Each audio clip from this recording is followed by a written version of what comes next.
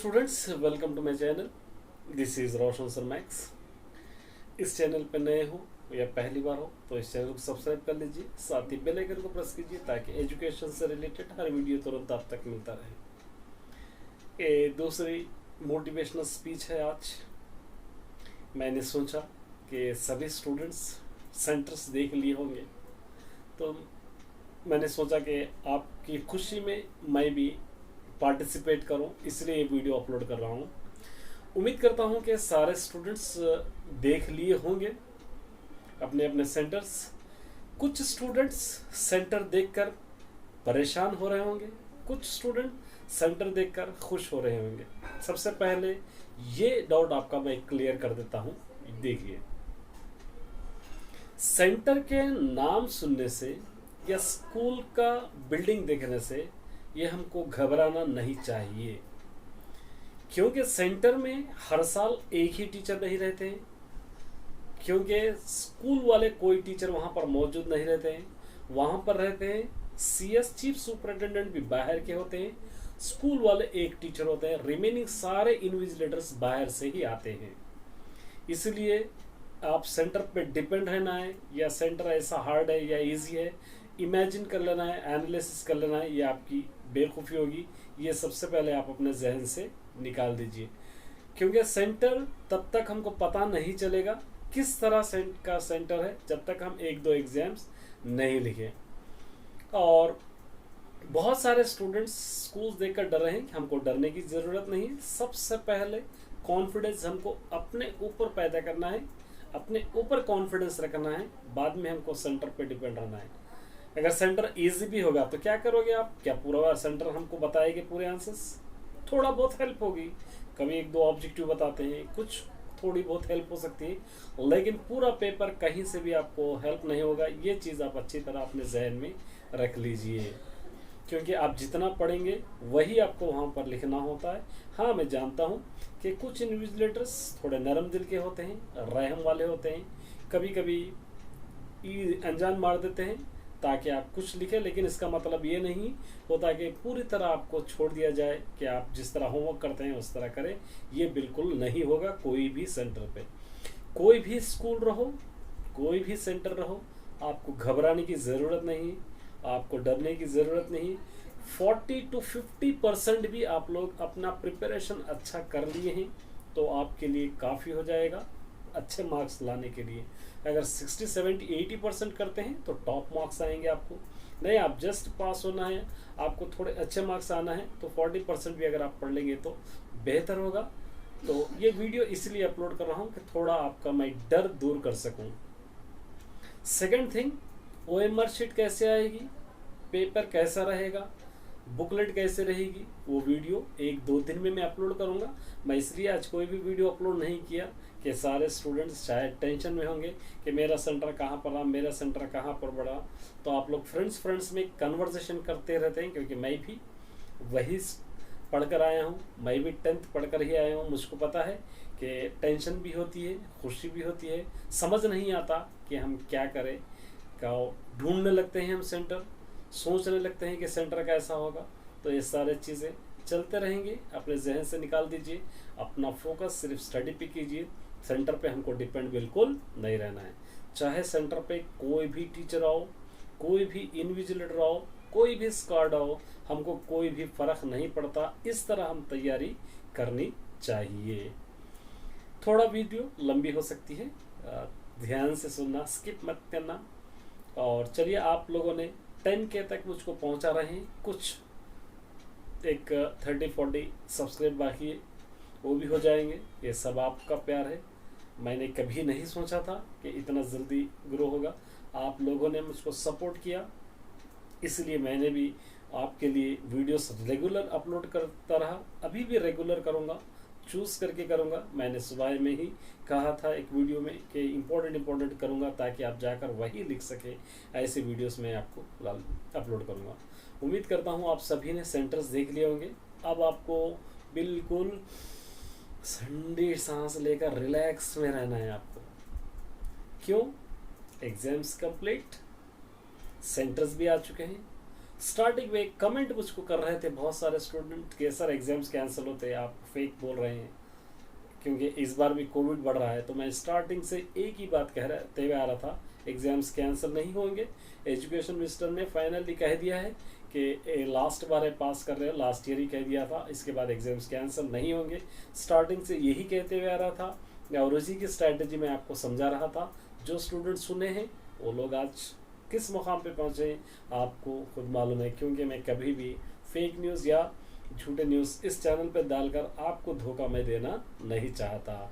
हाँ, देर जरूर, जैसे आप लोग मुझको पूछ रहे थे कि सर हॉल टिकट्स का अपडेट दीजिए, हॉल टिकट मैंने कल जैसे ही अपडेट आया आपको दे दिया था। आज आपको वेबसाइट पे मिल जाएगा, तो आज आ गया है। तो इस तरह जो भी अपलोड करता हूँ एक्यूरेट ही मैं अपलोड करता हूँ।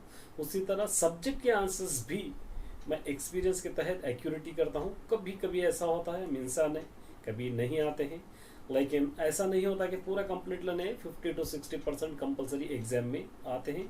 और कभी कभी एक आध सब्जेक्ट ऐसे भी होता है कि नहीं, क्योंकि हम गेस करते हैं, हम कोई भविष्यवाणी देख रहे वाले या जादू की कोई छड़ी हमारे पास ऐसा नहीं है कि ले लिया आंसर्स यही आते कह कर देना। वो आपके साथ धोखा होगा, मेरे साथ भी धोखा होगा, क्योंकि आप मासूम स्टूडेंट्स हैं, बहुत भोले स्टूडेंट्स हैं। मैं जो दूंगा आप वही करेंगे, इसलिए मैं आंसर्स थोड़े ज़्यादा देता हूं ताकि आप अच्छी तरह याद करें।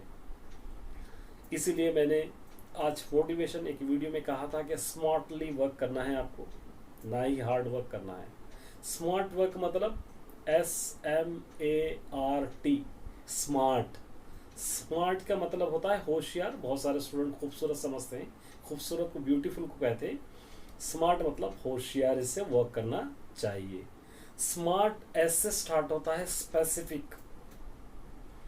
अगर आपके पास स्पेसिफिकली एक टारगेट होना चाहिए, आप लोग सोच रहे हैं मैं ये 10 दिन में मुझको चाहिए 90% मार्क्स, तो 90% मार्क्स के लिए मुझको कितने घंटे मेहनत करना पड़ेगा, मुझको कितना पढ़ना पड़ेगा, कितने चैप्टर्स मुझको याद करना है, कितने आंसर्स मुझको याद करना है, यह स्पेसिफिक होना चाहिए।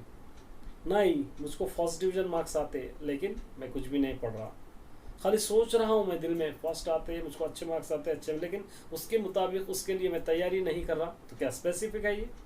नहीं है। उसी तरह एम, स्मार्ट से, एस से स्पेसिफिक, एम से मेजरेबल। मेजरेबल मतलब नापने लायक। मैं फर्स्ट डिवीजन में पास हो रहा हूँ तो कितने परसेंट से पास होना है मुझको? जस्ट फर्स्ट डिवीजन 60% आए भी तो आपको फर्स्ट डिवीजन आ जाएंगे, लेकिन परसेंटेज, हाँ मुझको फर्स्ट डिवीजन में आना है लेकिन 95% मार्क्स से मुझको पास होना है। मैं फर्स्ट डिवीजन में आऊँगा, मुझको 10 पॉइंट्स लाना ही है, मुझको फर्स्ट डिवीजन में आना है, 80% लाना, ये आपको यहाँ पर मेजरेबल होना चाहिए। उसके लिए आपको तैयारी भी करना चाहिए। स्पेसिफिक, मेजरेबल, ए से अचीवेबल, इंपॉर्टेंट पॉइंट है ये। टाइम कम है, मैंने 90% मार्क्स से पास होने के बारे में सोचा है, तो क्या वहाँ तक मैं पहुँच पाऊँगा, अचीव कर पाऊँगा? अगर मुझको वहाँ तक पहुँचना है तो मैं कितने आवर्स पढ़ना है मुझको? 2 घंटे, 4 घंटे, 10 घंटे, 14 घंटे, 16 घंटे, कितने आवर्स पहुँचना है मुझको 95% मार्क्स लाने के लिए? ये आपको सोचना है, वेरी इंपॉर्टेंट पॉइंट है। नहीं 2 घंटे पढ़ रहा हूँ, मैं सो जा रहा हूँ, मुझको आ रहे 95% मार्क्स आ रहे हैं, सोच रहे हैं, ये गलत होगा आपके साथ। नहीं मुझको 94% मार्क्स आएंगे, मैं सामने वालों के पास या बाजू वालों के पास देख के लिखूंगा, कैसा भी मुझको 95% मार्क्स आएंगे, मैं आराम से रहूँगा, ये बिल्कुल नहीं होगा। क्योंकि आपको अचीव करना है तो मेहनत करना है, वो भी स्मार्टली मेहनत। मैंने सुबह में ही कहा था, स्मार्ट, कौन से चैप्टर से कितने क्वेश्चंस आ रहे, कौन से चैप्टर्स का वेटेज ज़्यादा है, कौन से पुराने मॉडल पेपर से कौन से आंसर्स पूछे हैं, कितनी देर हमको पढ़ना है, कौन से टॉपिक्स, ये आपको डिसाइड करना पड़ेगा इन 10 डेज के अंदर। उसके बाद होता है आर, SMAR, आर माने रियलिटी। ये भी इंपॉर्टेंट पॉइंट है। मैं सोच रहा हूँ कि मुझको 70% मार्क्स आएंगे, सोचते रह गया, आज पढ़ा नहीं, मुझको टाइम नहीं मिला। कल पढ़ा नहीं, मुझको दिल नहीं लगा। परसों पढ़ा नहीं, हमारे पास मेहमान आ गए थे। उसके बाद पढ़े नहीं, कल एग्जाम ही है। क्या करेंगे, रात भर बैठ के पढ़ेंगे? आप पढ़ रहे नहीं, मुझे सोच रहे हैं मेरे को 75% मार्क्स होना, 80% मार्क्स होना है, लेकिन रियलिटी नहीं है, सच कुछ नहीं कर रहे, तो क्या आप वहां तक पहुंच पाएंगे? बिल्कुल नहीं। रियलिटी में आपको करना होगा। मुझको 60% मार्क्स चाहिए तो चाहिए ही। इसके लिए चाहे मुझको 10 घंटे पढ़ना पड़े, चाहे 18 घंटे मुझको पढ़ना पड़े। जो कमजोर सब्जेक्ट है उसको ज्यादा फोकस करना है, क्योंकि आपको 6 सब्जेक्ट को बैलेंसिंग करते हुए चलना है। आपको 3 पेपर्स में, आपको 3 सब्जेक्ट में 80% मार्क्स आ रहे और 3 पेपर में 50% आ रहे, तो आपका रैंक वहां पर घट जाएगा। रियलिटी में आपको करना होगा। उसके बाद आता है टी, टाइम बाउंड। ये मैजिक है। क्यों? क्योंकि हमारे पास टाइम 10 दिन ही बचे हुए हैं। इस 10 डेज के लिए आपके पास टाइम बाउंड एक रोड मैप, माने एक टाइम टेबल का मैप होना चाहिए, सामने टेबल पे होना चाहिए। वो टाइम टेबल को देखते हुए आपको फॉलो करना चाहिए। नहीं, मुझको मैथमेटिक्स अच्छा लगता है, पूरे 9 दिन मैथमेटिक्स पढ़ूंगा, 1 दिन उर्दू पढ़ूंगा, नहीं होगा। नहीं, मुझको इंग्लिश अच्छा लगता है, मैथमेटिक्स बोरिंग सब्जेक्ट लगता है, मैं इंग्लिश ज़्यादा पढ़ूंगा, नहीं। Time bound. हाँ, ये कह सकते हैं कि टफेस्ट सब्जेक्ट है उसको मैं अब कवर करने के लिए ज़्यादा टाइम दूंगा, और जो इजी सब्जेक्ट है उसको कवर करने के लिए थोड़ा टाइम दूंगा। ये आपको करना पड़ेगा। इस तरह स्मार्टली मेहनत करेंगे, स्मार्टली वर्क हार्ड करेंगे, तो आप चाहे 90% सोच लीजिए, चाहे 80 सोच लीजिए, 95% सोच लीजिए, वहाँ तक अचीव करने से, रीच करने से आपको कोई भी नहीं रोक सकता। अगर आपको कोई रोक सकता है तो वो खुद अपने आप को आप ही रोक सकते हो। क्योंकि मैं जानता हूँ आप लोग टेंशन में आ गए होंगे कुछ सेंटर्स के नाम छोड़ के, अरे वो स्कूल बहुत टाइट है, बोले बहुत टफ है सेंटर। बोलने से क्या होगा? जब तक कोई भी चीज़ की गहराई तब तक नहीं मालूम होती जब तक हम उस गहराई में न जाए। आप सुनार के पास जाते हैं, एक पित्तल का टुकड़ा लेके जाकर आप देंगे तो उसको बोलेंगे कि ये सोना है, खरीद लीजिए, क्या लेगा वो? बिल्कुल नहीं लेगा। वो घस कर देखेगा, टेस्ट करेगा, उसको टेस्ट करके चेक करेगा कि कितने कैरेट है, कैरेट के हिसाब से वो रेट लगाएगा। तो उसी तरह सेंटर को किसी बोलने से, किसी के कहने से सुनकर सेंटर को हम नापना या सेंटर के बारे में सोचना, ये बिल्कुल नहीं। टेंशन आपको नहीं लेना है, फ्री माइंड आपको रहना है। मैं पहले ही कह चुका हूँ, सेंटर चाहे कोई भी रहा, उनको कोई फर्क पड़ने वाला नहीं है। फ्रीली याद करना है आपको, फोकस आपको करना है। तो स्मार्टली आपको मेहनत करना है, वर्क हार्ड करने का टाइम हमारे पास नहीं। मैं एक सब्जेक्ट लेके पढ़ रहा हूँ साइंस, पूरे लेसन्स में चेक करूँगा, पूरे लेसन्स की कोशिश करूँगा, पूरे लेसन्स का रिवीजन, वो टाइम आपका हो चुका है, ये याद आप रखिए। उसके बाद आपको करना होगा स्वॉट एनालिसिस, SWOT। स्वॉट का मतलब स्ट्रेंथ, W का मतलब वीकनेस। मेरी स्ट्रेंथ है 3 सब्जेक्ट में पढ़ रहा हूँ, मेरा वीकनेस है ये 3 सब्जेक्ट। ये वीकनेस वाले सब्जेक्ट को मैं स्ट्रेंथ में बदल दूंगा इन 10 डेज में। वो SWO, वो वीक सब्जेक्ट को स्ट्रॉन्ग सब्जेक्ट में बदलने के लिए मेरे पास अपॉर्चुनिटीज क्या है, मौके क्या क्या है। मौके थे टेस्ट, मौके थे फॉर्मेटिव असेसमेंट, मौके थे आपके पास प्रैक्टिस टेस्ट, मौका था प्री फाइनल एग्जाम्स, सारे मौके खो चुके हैं।